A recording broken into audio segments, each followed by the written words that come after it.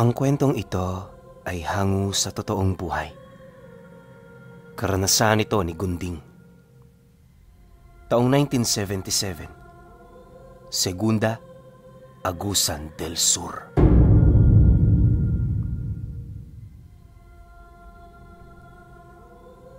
Isang malawak na kagubatan na pinaliligiran ng mga ilog ang kabuoang lugar ng Segunda. Meron din doong mga liblib na baryo, ngunit hindi na ito gaanong naaabot ng mga tao noon. Bukod kasi sa hindi matukoy na daan, marami rin ng mga usap-usapan ukol sa ginagawang panliligaw ng mga nilalang na naninirahan. Noong mga panahong yun pinuno, pag sinabing nakatira ka sa baryong nasa loob ng Segunda, hindi ka basta-basta. Mga tao sa baryo nun, matik kapag nakakakita ng mga tao mula roon, umiilag kaagad. Alam na kasi nila kung anong tao ito dahil na rin sa mga kumakalat na agam-agam ukol sa lugar na kanilang pinagmulan. Kilala na ring mga tahimik na mamamayan ang mga taong mula roon, kaya na may hanggat maaari, pinapanatili nila ang ganon. Sa mga taong ito, nakatira malapit sa baryo ng Segunda itong si Gunding. Binata pa siya, kaya mapusok pa sa mga bagay na inaalam pa lang niya. Palakaibigan din siyang tao, kaya kung saan-saan siya nakakapunta. Kapag may mga pistahan malapit sa kanila, hindi niya pinapalagpas ang gabi na hindi siya nakakapunta sa mga sayawan at bahay-aliwan. Ganon at ganon palagi ang naging takbo ng kanyang buhay, kaya marami sa mga kakilala niya ang aminadong naiinggit sa buhay na meron siya. Kung pera lang din ang pag-uusapan, di niya na ito pinoproblema. Sa sobrang pagmamahal kasi ng mga magulang niya, wala itong hindi kayang ibigay sa kanya. Idagdag mo pa ang pagyabong ng kanilang negosyo kung kaya't hindi na niya kailangan pang magtrabaho. Ayon pa sa kanya na, hanggat hindi pa siya nakakapangasawa, magpapatuloy ang ganoong sustento ng mga magulang niya. Sinunod naman niya ito, lalo pat ayaw niya talagang makaramdam ng hirap. Bukod sa hindi siya sanay sa ganoong bagay, alam din niyang mahina siya pagdating sa paghahanap buhay. Dahil dito, hanggat maaari, iwas na iwas talaga siya. Mas pinipili pa nga niya noong magbisyo kaysa makipagharutan sa babae sa lugar nila. Naging epektibo naman ito, kaya tumungtong siya sa edad ng 25 na hindi pa nakakaranas na magkaroon ng kasintahan. Ang kaso lang, makalipas lang ang ilang buwan, may nakilala siyang babaeng nakatira sa Segunda. Hindi niya mawari kung ano nag-udyok sa kanya noon para makipagkilala rito. Basta nung makita niya ito, hinangad niyang makilala ang babae. Nung magkaharap sila, agad niyang tinanong ang pangalan nito, saan niya nakatira, at kung ano ang ginagawa nito sa baryo. Nagbiro rin siyang bibisita sa tahanan ng dalaga na siya namang hindi nito tinanggihan. Matapos ang kanilang pag-uusap, agad naman niyang umalis. Nang makalayo na ito, dali-dali naman siyang nilapitan ng mga kaibigan niya habang hindi magkamayaw sa pagtawa. Hinayaan lang naman ito ni Gunding, lalo pat bistado na niya ang ugali nito. Aminado rin siyang nakatuon na sa babaeng yon ang kanyang atensyon magmula noong mag-usap sila. Ilang araw pa ang lumipas, hindi na talaga ito mawala sa isip niya. Tipong pakiramdam niya, kaya na niyang isakripisyong lahat ng meron siya kapalit ng pagmamahal nito. Nakakatuwa man yun kung iisipin, pero hindi niya maipagkakaila na nahumaling siya sa una nilang pagkikita. Matindi rin ang kanyang pagmamalabis na bisitahin ng dalaga, kaya maigi siyang nag-isip ng paraan. Sa loob ng isang buong araw na pagpaplano, dito na siya nagdesisyon na personal nang pumunta sa lugar nito. At para magawa yon ng hindi nag-iisa, ginamit niya ang perang meron siya upang makapagpasama sa kanyang kaibigan. Ayon sa kanya, hindi naging madali na makumbinsi ang mga ito, dulot ng panganib na kanilang kahaharapin. Kinakailangan din niyang magnakaw pa sa kanyang mga magulang para lamang maabot ang hinahangad nilang presyo. Labag man ito sa kanyang loob, nasisiguro niyang bawat tao may kalakip na halaga para sumunod sa iyong kagustuhan. Matapos naman nilang magkasundo, dito na nila pinag-usapan ang araw ng kanilang pag-alis. Sabado ang napili nila noong araw dahil bukod sa walang trabaho, abala rin ang kanilang pamilya sa mga gawaing bahay. Umaga rin ang lumisan ng grupo nila upang hindi na sila matunugan ng mga taong kakilala ng kanilang mga magulang. Paglabas naman nila ng baryo, direkta nilang tinahak ang daan patungong looban ng Segunda. Magubat at medyo maputik ang daan, kaya aminado silang hirap na hirap silang umusad. Gayunpaman, naging madali ito dahil sa kulitan ng magbabarkada. Ilang kilometro ang layo mula sa baryo, wala namang nangyari. Magandang panahon noon, kaya medyo ganado silang mamundok. Di rin siya nakarinig ng anumang reklamo, lalo na't bayad ang pagsama ng mga ito. Pagpatak naman ng tanghali, halos hindi na nila makita ang baryong kanilang pinagmulan. Bagaman malayo na ang kanilang narating, hindi sila nakakaramdam ng kahit na anong pagkabahala. Katunayan, lahat ng mga kwentong panakot sa lugar na yon, pinag-usapan nila sa kasagsagan ng kanilang paglalakad. Yung iba patawa-tawa pa, animoy hindi roon naniniwala. Dagdag pa ng mga ito na, malimit lang itong panakot ng mga matatanda sa kanila para hindi sila pumunta sa gubat. Dagdag pa ng iba pa nilang mga kasama, mas nakakatakot ang mga gumagalang hayop doon. Marahil yun talagang pangunahing salarin sa pagkawala ng mga taong pumapasok dito. Pagbibida pa ng isa, pabalik-balik na sila sa lugar na yon, pero wala namang nangyayaring masama sa kanila. Nang marinig naman ni Gunding ang ganoong usapin, tahimik lang naman siyang nakikinig habang seryosong binabagtas ang daan. Ilang oras pa ang lumipas, bigla naman siyang natigilan nang masipat niya ang isang pamilyar na puno malapit sa tabi ng kalsada. Hindi niya mawari pero ang punong yon parang dinaanan na nila. Noong una, hindi siya nag-isip ng kung ano, pero nang malapitan na nila ito, dito nila nasilayan ang mga tirang pagkain na kinain nila nung tanghali. Kahit nga yung mga kasama niya, napasabi talagang sa kanila yon, gawa ng bago sila roon umalis. Tinipon nila sa isang tabi ang mga buto at tinik. Alangan namang may gumaya sa kanila, di ba? Ang nakakapagtaka lang pinuno, ilang oras na silang naglalakad. Kung iisipin, dapat malayo na sila sa lugar na yon. Pero bakit nadaanan pa nila ito? Alangan namang bumalik sila nang hindi nila namamalayan. Tsaka, imposible talaga. Tipong lahat sila, hindi makaisip ng rason kung bakit ito nangyari. Ilang minuto pa ang lumipas. Dito na unti-unting nag-usap ang kanyang mga kasama sa posibilidad na pagbagat sa kanila ng mga nilalang. Di man sigurado pero lahat sila gano'n na ang iniisip. Imbis din na magpatuloy, lumihis sila ng landas. Kahit nga siya gusto na ring umuwi dahil pakiramdam niya nanganganib na talaga ang buhay nila. Sa pagpapatuloy naman ng kanilang paglalakad, unti-unti nang hindi umiimik ang kanyang mga kasama. Wala na ring nangyaring biroan, kaya mas lalong bumilis ang pag-usad nila.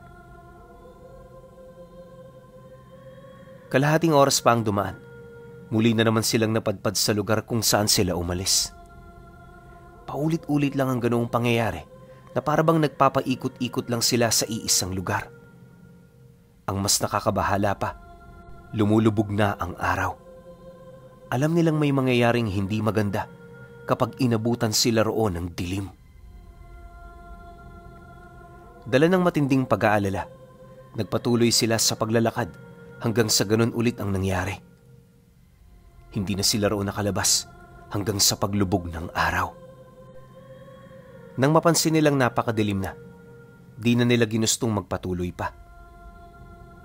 Habang naghahanap ng mapagtataguan ng iba niyang mga kasama, abala naman ang iilan sa kanila sa paghahanda ng sulo upang magamit sa kanilang lakad. Ayon sa mga ito, hindi sila papayag na hindi makalabas noong araw na yon. Dagdag pa ng mga ito na mahina ang epekto ng bagat tuwing gabi, kaya susubukan nilang maghanap ng paraan kung papaano ito matatakasan. Nang marinig naman ni Gunding ang tungkol dito, naiwan siya sa gitna. Kahit nakapagpasya na ang kanyang mga kaibigan, tila bang wala pa siyang ideya kung saan siya sasama. Habang tinitingnan naman siya ng dalawang panig, pilit siya nitong kinukumbinse na sa kanila na sumama. Siyempre, obligado talaga silang gawin yon, lalo pat hindi pa sila nito nababayaran. Pagkaraan pa ng ilang minuto, sa halip na sumama sa mga kaibigan niyang nagpupumilit umuwi, pinili niyang sumama sa mga kasamahan nilang gustong magtago at magpalipas doon ang gabi. Naisip niya kasing mas ligtas ang plano ng mga ito, gawa ng hindi nila kailangang makipagsapalaran para makatakas. Nang marinig naman ng kabilang panig ang kanyang desisyon, umalis ito kasabay ng pag-iwan ng isang paalala. O siya, sige, mauna na kami. Sa baryo na lang namin hihintayin ng bayad. Mag-iingat kayo at sana walang mangyari sa inyong masama. Lalong-lalo na sa'yo, Gunting. Kasi nga, hindi mo pa kami nababayaran eh. Nang marinig naman niya ang sinabi nito, tumangulang naman siya habang sumusuot sa masukal na kakahuyan. Pagtayo naman niya, tumuloy na rin ang grupo hanggang sa hindi na sila nito nakita. Mabilis ang mga pangyayari noon, kaya hindi na nila napansin kung saan na nakarating ang kanilang mga kasama. At dahil sa hindi na rin ito nakabalik, inakala nila noong nakalabas na ito ng gubat. Nang mapansin naman ito ng iilan sa kanila, ginusto nilang sumunod sa ginawa ng kanilang mga kasama. 3 sa 7 niyang kaibigan noon ang naglakas loob na sumunod. Subalit nang makalayo na ito, pakiramdam nila naglaho na lamang yon na parang bula. Ni presensya ng mga ito, hindi na talaga nila naramdaman, kaya medyo napaisip sila ukol sa kung ano ang nangyari rito. Maya-maya pa, laking gulat na lamang nila Gunding nang may masipat silang liwanag na nagmumula sa pinakadulong bahagi ng daan. Binubuo ang liwanag na yon ng mga sulo at base sa kanilang mga nakita, grupo ng mga tao ang umuusad papalapit. Matapos naman nila itong makita, hindi nila maiwasang magtaka. Sa nilayo-layo kasi nila noon sa baryo, imposible na makasalubong sila ng kumpol ng mga tao. Habang papalapit din ng mga ito, kapansin-pansin ang tuwa sa mukha ng iilan sa kanilang mga kasama. Yung isa nga hindi na nakatiis, lumabas na sa pinagtataguan nila.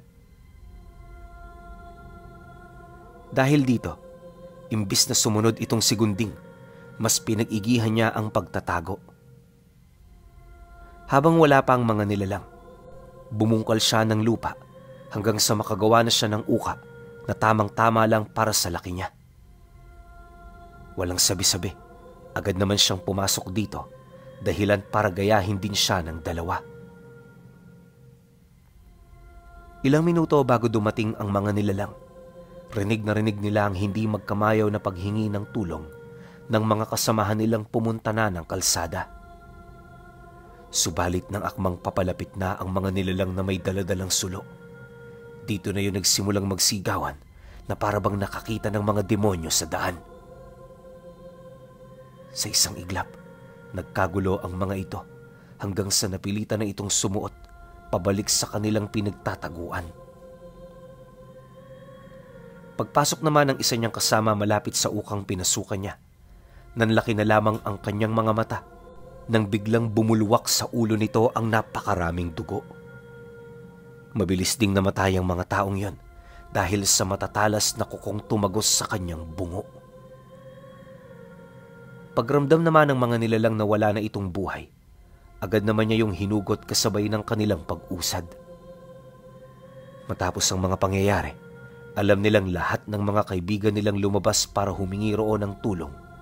Napatay ng mga ito. Mahirap man itong paniwalaan, pero alam nilang yon ang totoo. Sa pagbalik ng katahimikan sa paligid, hindi na muna nila ninais na lumabas. Hanggat maaari, iniwasan din nilang lumikha ng anumang ingay. Buong magdamag din silang nanatiling gising hanggang sa tumilaok na ang mga manok. Nung medyo magkaroon na ng liwanag sa paligid, tsaka pa lamang sila nagdesisyong lumabas. Gulat na gulat man sa mga nangyari, alam nila gunding na totoo ang mga naranasan nila noong nagdaang gabi. Bagaman pagod na pagod at walang magandang tulog, ipinagpatuloy nila ang kanilang paglalakad papauwi. Habang tinatahak nila ang daan, bitbit nila ang panalangin na sana makalabas sila roon ng buhay. Ilang oras pa ang lumipas. Awa naman ng Diyos, napadpad na sila sa bukana ng daang pinasukan nila. Kahit ilang milya pa ang layo nito sa baryo, ipinagpasalamat na nila ito, gawa ng nasisiguro na nilang ligtas na sila mula sa matinding panganib. Bago rin nila ipinagpatuloy ang kanilang paglalakad, minabuti muna nilang maghanap ng makakain. Mahaba-haba pa naman kasi ang araw, kaya kumpiyansa silang hindi sila aabutan ng dilim. Sa kakahanap nila noon ng bungang kahoy, napadpad sila sa parte ng daan na punong-puno ng bayabasan. Naninilaw na ang mga hinog nitong bunga, kaya agad naman nila itong kinuha. Habang kumakain din sila sa lilim nito, panay ang ginawa nilang pag-uusap ukol sa mga nangyari noong gabi. Di rin nila may pagkakailang pamumroblema ukol sa kanilang irarason sa mga pamilya nitong naulila. Inaasahan na rin nilang hindi malabong magalit ito sa kanila, kaya minabuti nilang maging handa. Maya-maya pa, nang akmang uusad na silang tatlo, dito nila nakasalubong yung dalagang pupuntahan sana nila. Malayo pa lang nakangiti na yun sa kanila. Nagmamadali rin itong lumakad hanggang sa makaharap na nito si Gunding. Siyempre, bilang binatang nagkakagusto rito, pinilit niyang itago ang takot na nararamdaman niya sa katawan. Sa kanilang pag-uusap, pilit niya itong tinanong ukol sa lugar kung saan ito nakatira. Nang marinig naman yon ng dalaga, agad naman itong itinuro ang direksyong nilabasan nila. Ayon dito, sa dulo nitong parte nakatirik ang bahay nila. Malabo rin sila roong maligaw, lalo pat iisa lang ang daan sa lugar. Dagdag pa nito na tamang-tama ang kanilang pagkikita, gawa ng papauwi na rin siya. Masaya rin sila nitong inanyayahang sumama, kaya imbis na umuwi, minabuti ni Gunding na pagbigyan ito.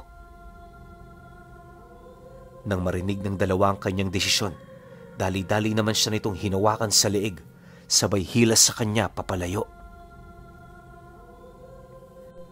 Nasisiraan ka na ba ng utak, Gunding? Hindi mo man lang ba inisip ang pinagdaanan natin makaalis lang sa impyernong lugar na yan?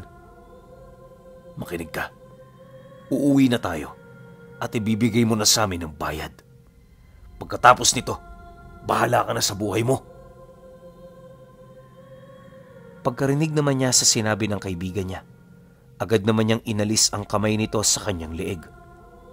Matapos nun, seryoso niya itong tinitigan habang sumasagot dito ng, kung gusto mong umuwi, umuwi kang mag-isa mo.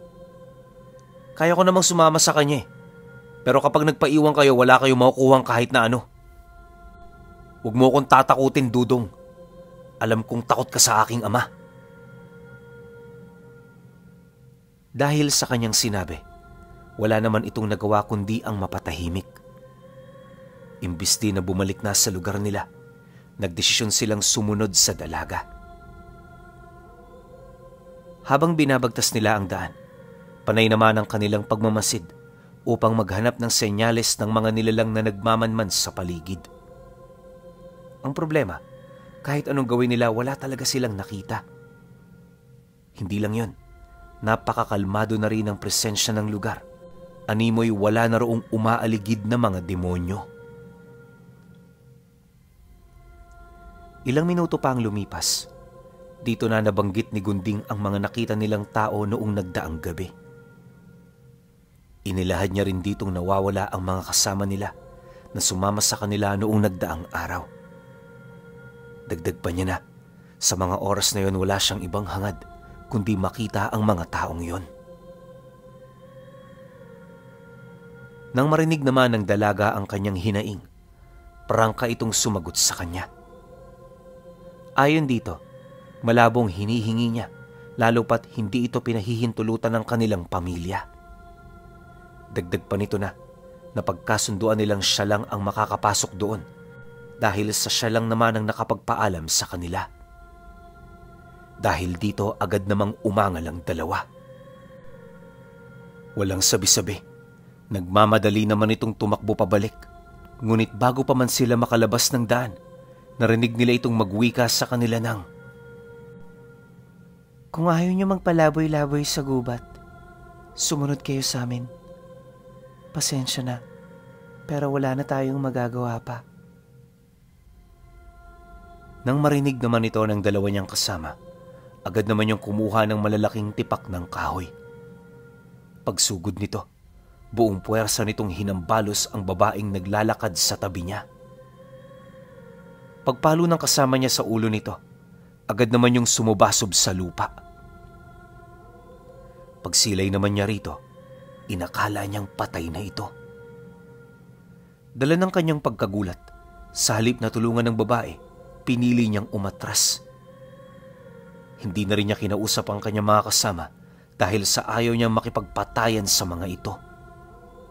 Ang kaso lang, nung akmang babalik na sila, narinig nila itong tumawa kasabay ng dahan-dahan itong pagtayo.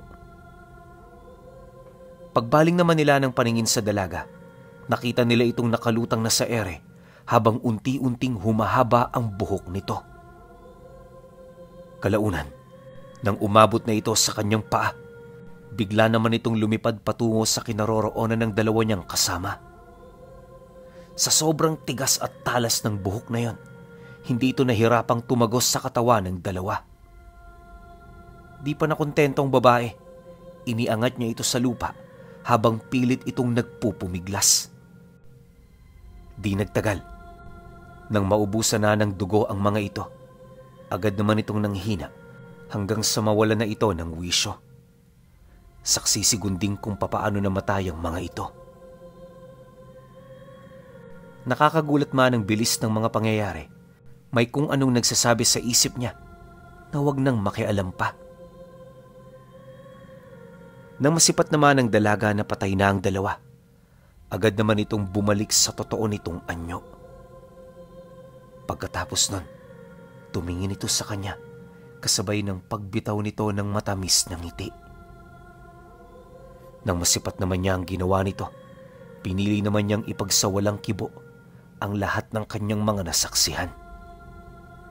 Sa isip-isip niya, hindi pa siya nasisiraan ng bait para lumaban sa ganoong uri ng nilalang. Sa pagpapatuloy naman ng kanilang paglalakad, nabanggit sa kanya ng dalaga ang tungkol sa mga nakita nitong espesyal sa pagkatao niya.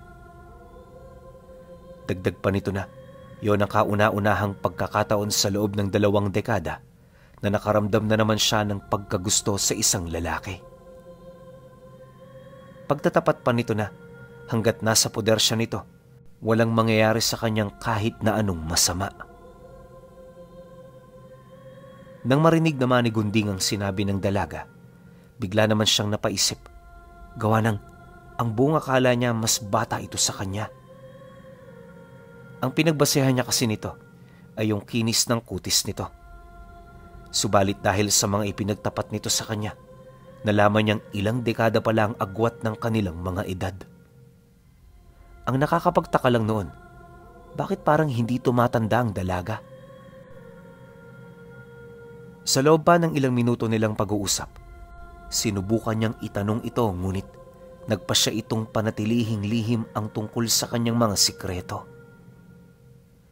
Wala namang nagawa noon si Gunding kundi ang tumahimik, lalo na't kapag nagpumilit siya, kamatayan lang ang naghihintay para sa kanya. Nang marating naman nila ang dulong parte ng daan, dito nila nakita ang isang maliit na kubo na may malapad na taniman sa gilid nito. Akala niya pinuno, yun lang ang bahay na nakatirik sa lugar na yon. Pero pagdating nila sa likuran nitong bahagi, bumungad sa kanya ang napakaraming kubo na nakatayo sa paanan ng bundok. Nasilayan din niya ang iilang mga tao sa lugar na abala sa pagluluto ng mga karne. Bawat isa sa mga tahanang naroon, animoy nakasanayan na ang pagkakaroon ng malaking kawa sa bakuran ng bahay. Walang patid din ang pagpapakulo nito ng tubig, animoy meron doong magaganap na kapistahan. Maya-maya pa, nang maipakita na ito sa kanya ng dalaga, agad naman silang pumasok sa loob ng kubo nito. Pagdating nila sa sala, tumambad sa kanya ang dalawang matandang mag-asawa na nakaluhod sa gilid ng bahay. Habang abala sila sa pag-uusap, wala itong ibang ginawa kundi ang ibigay ang kanilang mga pangangailangan. Dahil sa ganoong sitwasyon, dito napagtanto ni Gunding na ang babae ding yon ang namumuno sa lugar. Nakakagulat man ito kung iisipin pero wala na siyang maisip na sagot ukol sa ginagawang paninilbihan ng mag-asawang matanda. Dumaan pa ang ilang oras. Nang tumungtong na ang 3:00 ng hapon, dito na siya nakalanghap ng hangin na may kakaibang amoy. Kung hindi nagkakamali ito si Gunding, singaw ng dugo ng tao ang kanyang nalalanghap. Dala naman ang kanyang kuryosidad. Agad naman siyang tumayo para tingnan ang mga bahay na nasa ilalim nila. Pagsilay naman niya sa mga ito, nakita niya ang mga kababaihan sa bawat kubo na abala sa paglilinis ng kinatay nitong baboy. Ayon sa kanya, yon ang kauna-unahang pagkakataon na nakakita siya ng mga kababaihang kayang kumatay ng malalaking hayop. Partida, hindi rin ito tinulungan ng kahit na sino. Wala ring tali ang mga baboy na inilabas nito, dahilan para mapaisip siya sa lakas ng mga taong naninirahan dito. Dagdag pa ni Gunding, inakala niya talagang purong baboy ang kinakatay ng mga ito, pero nagkamali siya. Dahil sa pagsapit ng gabi, pagtama ng liwanag ng buwan sa mga karneng nakasampay malapit sa mga tahanan, napansin niyang parang kawangis na ito ng labi ng tao. Bagaman nahati na ito sa gitna, hindi niya maipagkakaila ang kamay at paa nito. Matapos naman niya itong masilayan, dali-dali naman siyang pinalabas ng dalaga para maglibot sa lugar kung saan sila nakatira. Habang binabagtas nila ang daan, nabanggit nito sa kanya na sa lugar nila, mas mainam na maglibot ng 10 oras. Bukod kasi sa aktibong lahat, makikita mo rin ang mga pinagkakaabalahan ng mga kalahi nila. Gunding, kung papayag kang maging kapitan ko, mautusan mo ang lahat ng mga nandito. Magagamit mo sila sa anumang bagay na nanaisin mo. At hindi mo na mararanasan pa ang mga pangyayaring pinagdaanan ng iyong mga kasama. Huwag ka sanang magtanim ng sama ng loob sa amin, sapagkat sumusunod lang kami sa mga nakagisna naming paniniwala. Sino mang taong hindi imbitado sa lugar na ito, hindi na makakalabas pa. At sino man ang mga taong naimbitahan, ituturing at pahahalagahan bilang mga importanteng bisitang pandangal. Dagdag pa nito na, sa mga sandaling yon, tanging ito na lamang ang paraan kung gusto niyang mabuhay pa ng mas matagal. Pinaalalahanan din siya nito na hindi ito tumatanggap ng pagtutol sa kahit na sino. Nang marinig naman niya ang sinabi ng dalaga, napilitan naman siyang sumang-ayon. Matapos nun, dito na nito isinigaw sa lahat ang pagsisimula ng pagdiriwang. Huli na nang nalaman ni Gunding na ang mga katawan pala ng kanyang mga kasama ang magsisilbing handa ng kanilang selebrasyon. Sa sobrang takot din niya noong gabing yon, lahat ng ibinigay ng mga nilalang kinain niya. Sa maniwala man kayo o hindi, isa-isang natikman ni Gunding ang puso ng mga kaibigan niya. Noong una halos masuka talaga siya, pero sa katagalan, unti-unti niyang naramdamang masarap din pala ang lasa nito.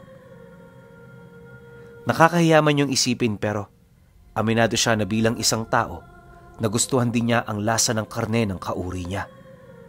Bagay na ikinatuwa naman ng dalaga. Pagsapit ng sumunod na araw, ganap na silang mag-asawa. Pansamantala, nanatili muna siya sa poder nito para mabigyan yon ng supling. Ilang buwan ding nawala noon si Gunding, kaya inaasahan niyang mabaliw-baliw na sa kakahanap sa kanya ang mga magulang niya. Nang magdalang tao naman ang asawa niya, binigyan siya nito ng pagkakataon na makauwi sa kanila. Nga pala, hindi pa siya aswang noong mga panahong to Gawa ng lahat ng alok sa kanya mariin niyang tinatanggihan. Hindi naman ito ikinagalit ng kanyang asawa, lalo na't masunurin siya sa lahat ng bagay.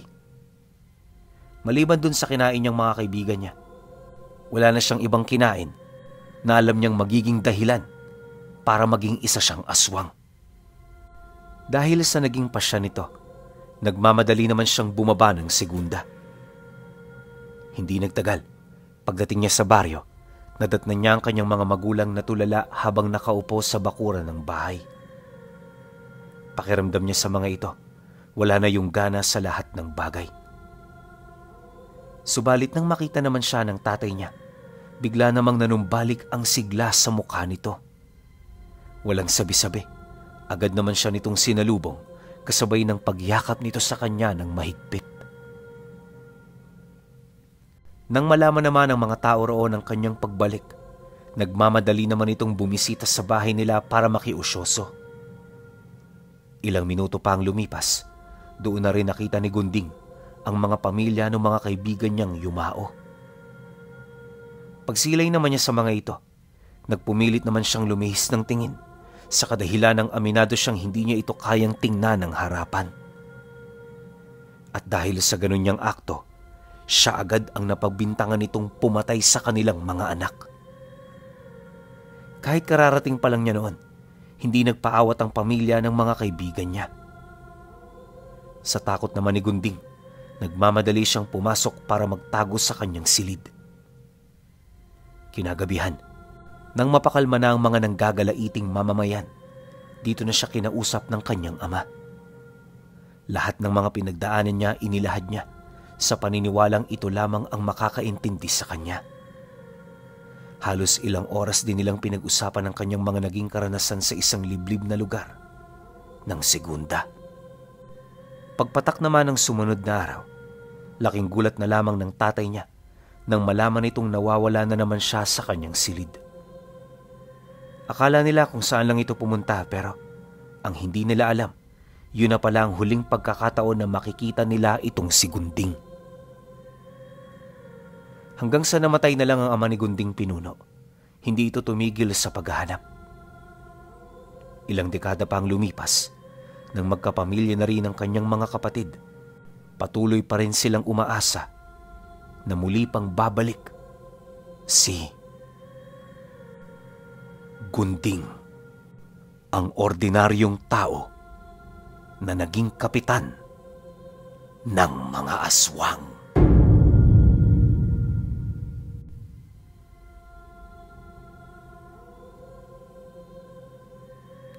Grabe, sobrang ganda ng twist ng kwento na to. Kaso lang hindi na ipaliwanag nung dalaga kung bakit si Gunding yung napili niya bilang asawa.